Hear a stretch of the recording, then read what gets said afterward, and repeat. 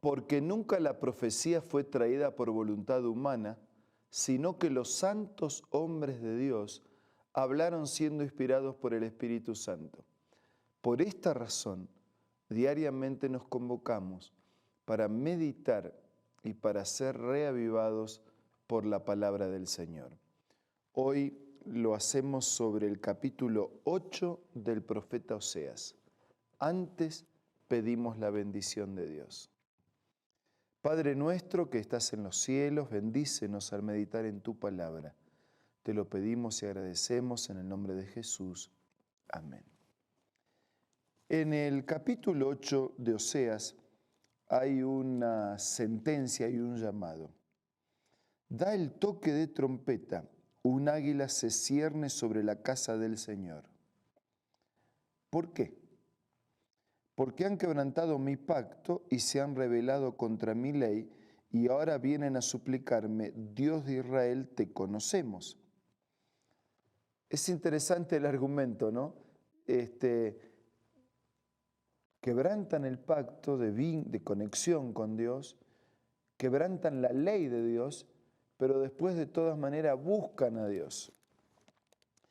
Pero versículo 3, Israel ha rechazado el bien, así que un enemigo lo perseguirá. Establecen reyes que yo no apruebo, escogen autoridades que no conozco. Es un pueblo que quebranta la relación con Dios, desobedece la ley, es un pueblo que rechaza el bien, es un pueblo centrado en el humanismo. En lugar de tener a Dios como centro, colocan al hombre como centro. Es un pueblo materialista. Dice, con su plata y con su oro se hacen imágenes para su propia destrucción. O sea, es un pueblo idólatra, porque tienen plata y oro, pero lo utilizan una parte para hacer imágenes y adorarlas. Versículo 5, Samaria arroja el becerro que tienes por ídolo. Contra ustedes se ha encendido mi ira. ¿Hasta cuándo estarán sin purificarse?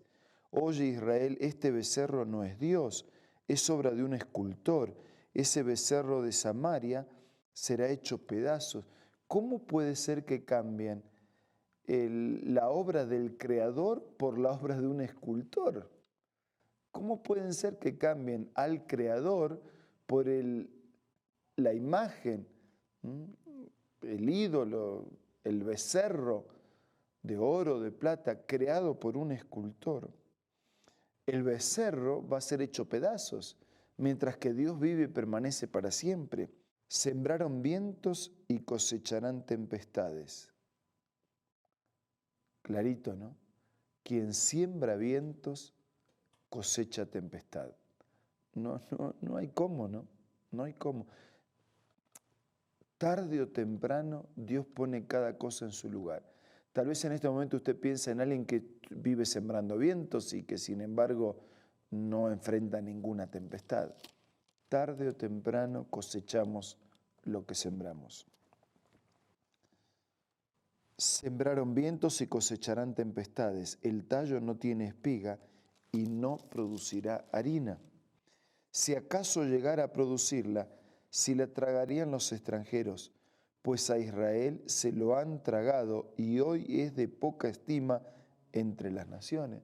O sea, ya es de tan poco valor que quedó no solo mezclado, confundido, dependiente, sino que fue tragado por esos pueblos extranjeros, por su cultura, por sus vicios, por sus dioses, por su influencia. Versículo 9. Los israelitas subieron a Siria, se apartaron como terco asno salvaje, y Efraín se ha comprado amantes. Se fueron a Siria, es decir, dejaron a Dios y se fueron a otros dioses. Versículo 10. Pero aunque se los compre entre las naciones, de allí volveré a reunirlos y comenzarán a retorcerse bajo la opresión de un rey poderoso. Empezaron a darle tributos a Siria. Versículo 11. Efraín edificó muchos altares, idolatría, para expiar sus pecados, pero estos se han convertido en altares para pecar. Yo podría escribir mi ley muchas veces, pero ellos la verían como algo extraño. Me han ofrecido sacrificios y ofrendas y se han comido la carne, pero eso a mí no me agrada. Voy ahora a tomar en cuenta sus perversidades, castigaré sus pecados y tendrán que regresar a Egipto. Israel se olvidó de su hacedor, edificó palacios. Judá multiplicó las ciudades amuralladas, pero yo lanzaré sobre sus ciudades y fortalezas un fuego que los consuma. Hay en este capítulo un mensaje solemne y claro de advertencia, de juicio. Un Dios que dice, que toca trompeta, escuchen, es importante lo que voy a decir. Quebrantaron mi pacto, dejaron de hacer el bien. El hombre, la criatura es el centro. El enfoque y el estilo de vida es materialista. Dejaron a Dios, se fueron a otras naciones, pagan tributos a los dioses de otras naciones. Tienen otros dioses, desecharon la ley, adoraron de manera irreverente y desobediente a esos otros dioses. Construyeron sus palacios, sus murallas, pero se olvidaron de Dios. Y la seguridad no está en palacios ni en murallas, la seguridad está en Dios. La comodidad no está en palacios, está en Dios. La seguridad no está en las murallas, está en Dios. Por eso dice, lanzaré sobre sus ciudades y fortalezas un fuego que los consuma. Ahora, si nosotros buscamos el contraste de este mensaje de juicio que dice, ¿no? Quien vive en un mundo de pecado va a terminar destruido por el pecado. Si nosotros buscamos el contraste, quien vive en un mundo de unión a Dios va a terminar viviendo con Dios para siempre. Si en lugar de quebrantar el vínculo con Dios lo fortalecemos, si en lugar de rechazar el bien lo aceptamos, si en lugar de centrarnos en nosotros mismos nos centramos en Dios, si en lugar de una prioridad materialista para la vida tenemos una prioridad espiritual para la vida, si en lugar de dejar a Dios e ir a ídolos, dejamos a los ídolos y vamos a Dios, si en lugar de tener otros dioses tenemos un solo Dios, si en lugar de ofrecer una adoración irreverente a esos dioses inexistentes, obedecemos una adoración respetuosa y reverente al verdadero Dios, entonces el camino no es descendente, el camino no es hacia la destrucción, el camino es ascendente. Y a veces ascender cuesta, es más difícil, pero es un camino que nos conduce hacia el cielo y hacia la eternidad. ¿Y usted para dónde quiere caminar?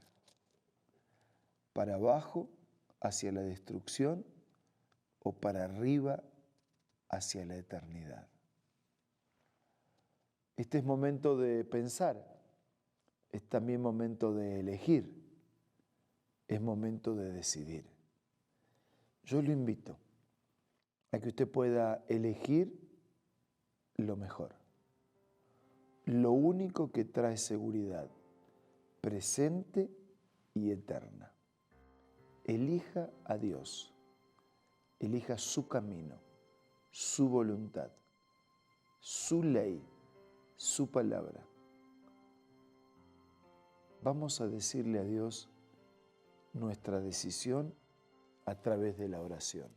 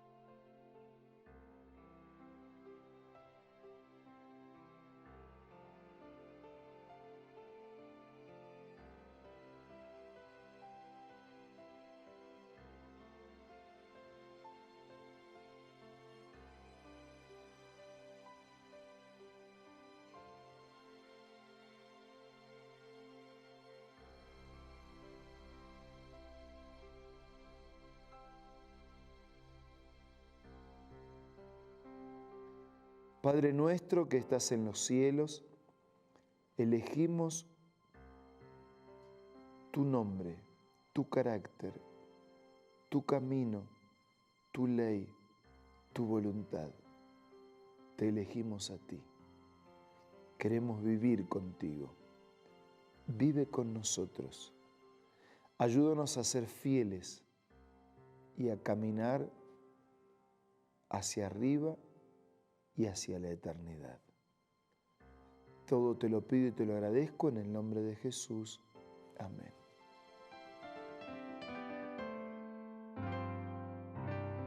La Biblia, la palabra de Dios, es una carta donde nuestro Creador expresa su amor hacia la humanidad.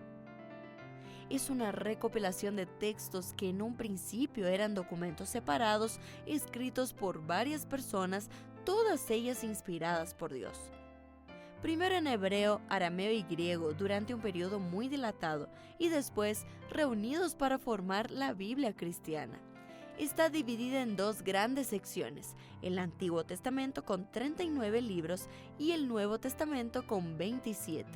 En la Biblia se desarrolla la historia de la salvación de Dios al hombre. En toda ella hay una línea conectora que une todo, Jesucristo. Es el personaje principal de la Biblia y el cual trae la revelación definitiva de Dios. Es considerada también el manual de nuestro fabricante. Es vital tener este ejemplar en casa y descubrir su valioso mensaje. Busca también en tu App Store o Play Store y encontrarás varias opciones. No olvides descargar también el aplicativo Reavivados por su palabra y sigue la secuencia de su lectura. La Biblia es la palabra de Dios.